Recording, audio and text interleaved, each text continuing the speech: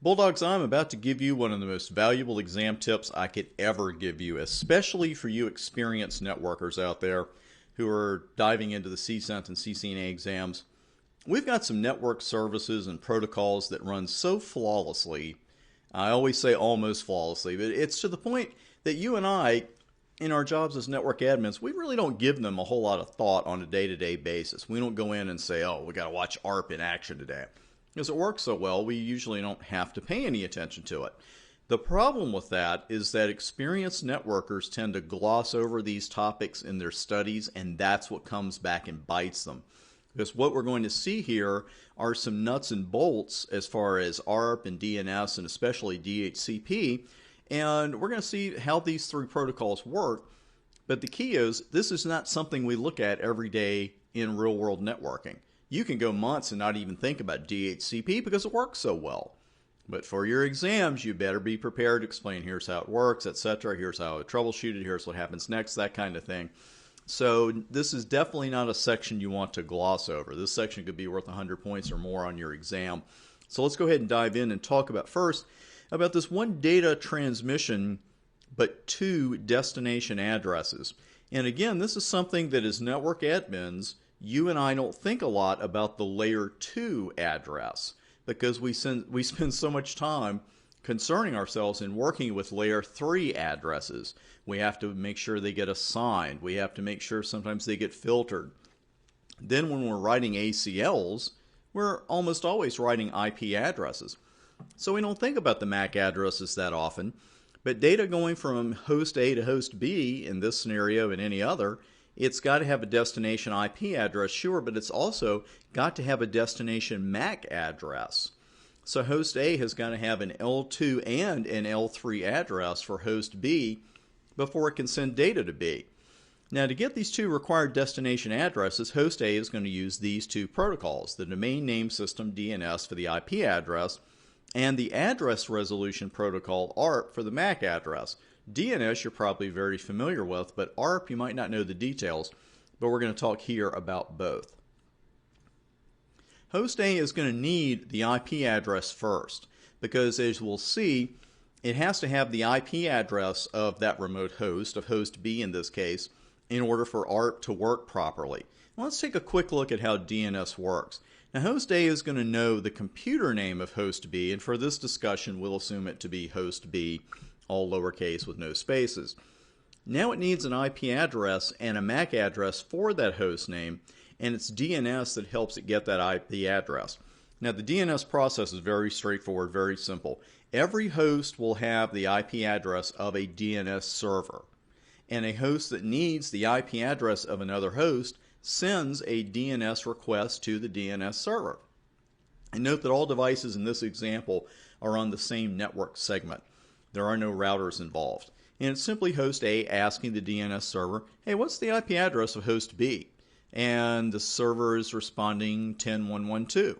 Now, the first natural question is, how does host A know where the DNS server was in the first place?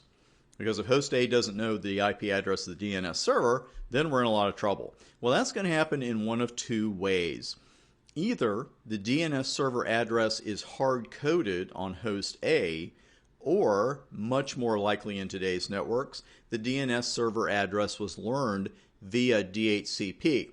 What I'd like to do right now is bring up a PC, and we'll come back to that, but let's bring up ipconfig all. A lot of information here on this particular box, but here we'll go up to the wireless LAN adapter because that's what I'm using. And we see all kinds of information here about a MAC address, an IP version 4, and a link local IP version 6 address, and a DHCP server, etc. And the DNS servers are always going to be near the bottom of that particular output. And it learned about those from DHCP. Now you'll notice, bringing that back up actually, there's nothing here about an ARP server. And that's because we really don't have an ARP server. And we're going to see how ARP works now, because now that host A has the IP address of host B, we're halfway home. But now host A needs that MAC address to send data successfully to host B. And host A is basically saying to itself right now, hey, I've got host B's IP address, that's great, but now I need the MAC address. Well, ARP does not have a server the way the DNS does, as I mentioned. The ARP process uses a series of broadcasts and replies. Now, host A is the host that needs the MAC address of a remote device. So it's going to be host A that sends out the initial ARP request. And this request is a layer 2 broadcast. And what this means, the source MAC address of this request is going to be that of host A. The destination MAC is going to be the all Fs address because that is our layer 2 broadcast address. The source IP address will be that of host A, and the destination IP address will be that of host B, which was learned via DNS. And here's our scenario, and I'll go over those again very quickly. Host A is sending the request, and that is a layer 2 broadcast, so it's going to the all Fs address. And what the ARP request is, basically it's yelling, it's a broadcast. It's saying, hey, if your IP address is 10.1.1.2, I need your MAC address. Now, since we've got a switch in the middle of this network, we know, and since this is a broadcast, everybody else connected to that host switch is going to get a copy of that broadcast. So, host C will see it, and the DNS server will see it, and then they'll look at it and say, well, okay, it's looking for the MAC address of 10.1.1.2. That's not me. And they simply ignore it. Now, host B will see that it's an ARP request, and it does match its IP address. So host B then sends an ARP reply containing its MAC address, saying, hey, I am 10.1.1.2. I'm the guy you're looking for, and my MAC address is all B's. So that is our ARP request. Now, thanks to DNS and ARP, at this point, host A now has the IP and MAC address of host B, and it can send data to the host. No problem, right? Well, it's a nice, neat little process, but we've always got room for improvement. We're always looking for ways to get better. Now, those ARP requests are broadcasts, and while we can't eliminate those, we'd like to minimize them. And wouldn't it be great if the PC could keep a list of MAC addresses that it learns for a while, perhaps a cache of addresses? Well, you saw that actually when I brought the screen up that I was looking at the ARP cache, but I'm going to run that command down here one more time because you want to put the -A or -A switch after. It's ARP -A. And here's your mapping. Here's your mapping of layer 3 addresses to layer 2 addresses. Some are marked as static, and some have been dynamically learned. But that's a nice cache, and that way if we want to communicate with any of those devices in the next few minutes before they time out, then we're good. We don't even have to go through this process. Now notice that table mentioned physical address, and I'll bring it up again because that's definitely worth repeating. That's one of the terms for MAC address. I know you remember that. We looked at that earlier, and I said, hey, sometimes these are called physical addresses, and we see here they are called physical addresses, but they belong to layer 2 of the OSI model, not layer 1. So just something to watch there. Now, after learning host B's IP and MAC addresses, host A would then enter them into its ARP cache. The next time A needs to send data to B, the information needed to do so is right there in the cache, and you wouldn't need to send a request. Now, in our previous example, one we just walked through, we had a switch in the middle of our network, and that doesn't affect the ARP process at all. Switches don't have any problem forwarding the broadcasted ARP request, and that ARP reply that B sent back, that's a unicast. So we don't have an issue there, period. But if we have a router in the mix, we do have a problem because routers don't forward broadcasts. Now in this illustration and the following ones, I've taken the switches and the cables out of the mix just for clarity's sake. But let's say that there was a router in the way, and we've got a couple of Ethernet interfaces here. Host A sends a request for host B's MAC address.